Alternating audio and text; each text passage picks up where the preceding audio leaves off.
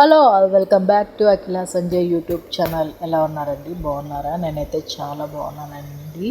నేనైతే మార్నింగ్ మా పిల్లలకైతే వెజ్ పులావ్ అయితే చేసేసాను. చాలా యమ్మీగా కుదిరిందనమాట. వెజ్ పులావ్ అయితే సింపుల్ ఇంగ్రీడియంట్స్తో చేశాను. చాలా టేస్ట్గా ఉంటుంది. మీ పిల్లలకు కూడా చేసి పెట్టండి. ఈ విధంగా చాలా ఇష్టంగా తింటారు, వద్దనకుండా తింటారనమాట. ఈ విధంగా చేస్తే దీనికి కావాల్సినవి ఆలు, క్యారెట్, బఠానీ, ఆనియన్స్, టమోటో, పచ్చిమిర్చి, చెక్క, లవంగ, ఇలాచి, కొత్తిమీర, కరివేపాకు, పుదీనా అన్నమాట. ఫస్ట్ ఒక గిన్నె పెట్టుకొని ఇందులో నెయ్యి అయితే వేస్తున్నాను. ఆయిల్ బదులు నెయ్యి వేస్తున్నానండి. పిల్లలకి పెట్టేది కదా, అందుకని నెయ్యితో చేస్తున్నాను ఈ వెజ్ పులావ్ అనేది.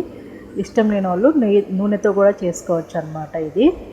ఇది వీడియో కొంచెం స్మాల్గా వచ్చింది ఇక్కడ, ఎందుకో నాకు తెలియట్లేదు. తర్వాత 2 బిర్యానీ ఆకులు అయితే ఇక్కడ బిర్యానీ మసాలాలు మొత్తం వేసానండి. చెక్క, లవంగ, ఇలాచి అవన్నీ వేసేసానమాట. తర్వాత ఇందులోకి పచ్చిమిర్చి వేసాను. ఫస్ట్ అయితే పచ్చిమిర్చి ఫ్లేవరు నెయ్యికంతా పడుతుంది, కొంచెం స్పైసీనెస్ ఇస్తుంది కాబట్టి.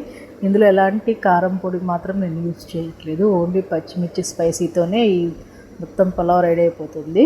తర్వాత ఆనియన్స్ కట్ చేసి వేసేసుకుంటున్నాను. నాది ఏం మిస్టేకో ఏమో కానీ వీడియో మాత్రం ఈ విధంగా రికార్డ్ అయిపోయింది. ఏమనుకోకుండా చూడండి. ఇవి కొంచెం లైట్గా వేగాక ఇందులోకి మనం సాల్ట్ అనేది యాడ్ చేద్దాము. ఇది ఎలాంటి ప్రాబ్లమో నాకు కామెంట్ సెక్షన్లో పెట్టండి, నాకు తెలియట్లేదు. తర్వాత అల్లం తెల్లగడ్డ పేస్ట్ వేస్తున్నాను.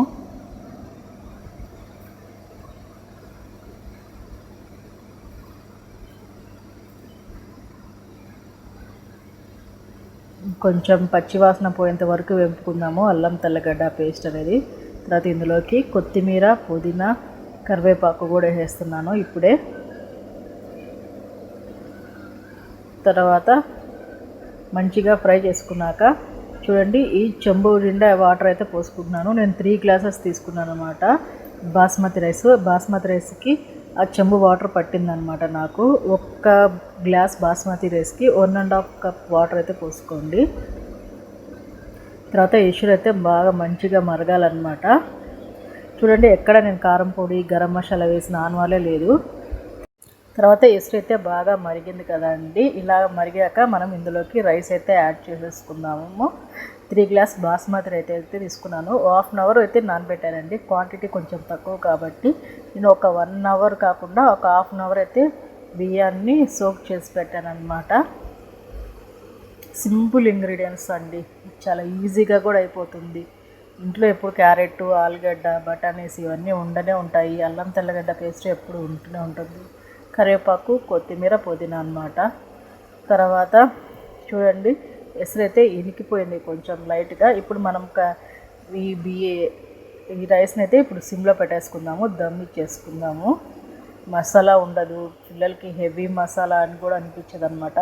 చాలా యమ్మీగా రెడీ అయిపోతుంది, క్విక్గా అయిపోతుంది అనమాట. దీన్ని మూత పెట్టుకొని సిమ్లో పెట్టుకొని 10 to 5 minutes దాకా ఉడికిచ్చేసుకుందాము, దమ్ ఇచ్చేసుకుందాము.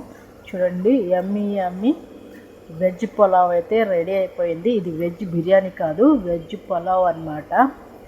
చాలా దీంట్లోకి ఎగ్ కర్రీ అండి, నేను చేశాను కదా ఎగ్ మసాలా కర్రీ, ఆ కాంబినేషన్లో అయితే ఇది సూపర్గా ఉంటుందన్నమాట. ఈ కాంబినేషను ఒకసారి ట్రై చేయండి కంపల్సరీ. పిల్లలకి ఈజీగా అరిగిపోతుందండి. ఈ వీడియో కనుక మీకు నచ్చినట్లుంటే లైక్ చేయండి, షేర్ చేయండి, సబ్స్క్రైబ్ చేయండి. మీ ఫ్రెండ్స్కి కూడా ఫార్వర్డ్ చేయండి. Please subscribe.